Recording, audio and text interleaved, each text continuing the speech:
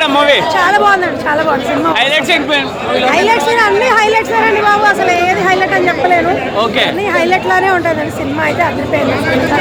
Interval tax super ఉందండి, అసలు BGM అదిరిపోయింది. ఏం లేదు ఇంకా చెప్పడానికి, సాంగ్స్ ఏం లేవండి పెద్ద, కానీ సినిమా అయితే చాలా బాగుందండి. అసలు అటు ఇటు చూడడానికి లేదు.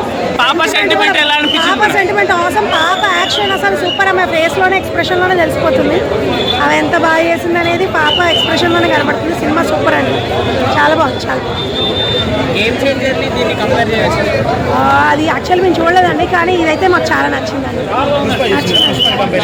అసలు కంపారిజన్ వద్దండి, అసలు నో కంపారిజన్. మహారాజ్ ఎలా అనిపించింది అన్న? నాకు మహారాజ్ అయితే నాకు లిటరలీ గూస్ బంప్స్ అన్నమాట. ఫస్ట్ హాఫ్ అంతా కూడా నిజంగా ఉన్న గంట 10 నిమిషాలు నిజంగా అరుపులు కేకలు ఉక్కిరి బిక్కిరి చేస్తాడు.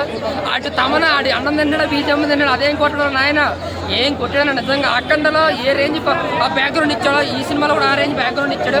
చాలా బాగా కొట్టాడు అనమాట. అలాగే బాబీ రాసుకున్న స్క్రీన్ ప్లే అంటే స్టోరీ రొటీన్ కున్న స్క్రీన్ ప్లేతో మాయ చేసాడు. దానితో ఎవ్రీ 5 మినిట్స్కి ఎలివేషన్, దానితో కంటెంట్, దానితో screen play.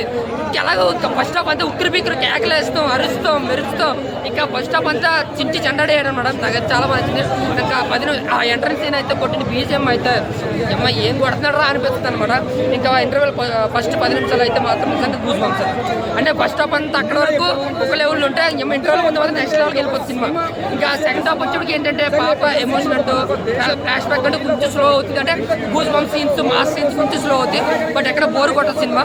Literally first half అంతా వీర మాస్ ఊర్చిపోతుంది అనమాట. సెకండ్ హాఫ్ అంతా ఏంటంటే ఒక ఫ్యామిలీకి వెళ్ళిపోతుంటుంది.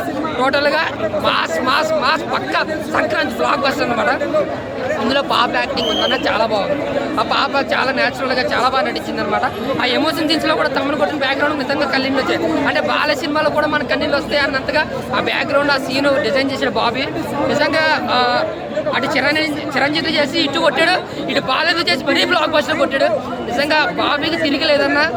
నిజంగా బ్లాక్ బస్టర్ నిజంగా బాబీ సినిమాలో మాస్ ఎంత ఎలిట్ చేస్తారో, దానితో మాస్ హీరో దొరికితే దాన్ని ఎలా వాడుకుంటాడో పోయిపాటి తర్వాత ఆ రేంజ్ బాలని వాడుకున్నాడు బాబు.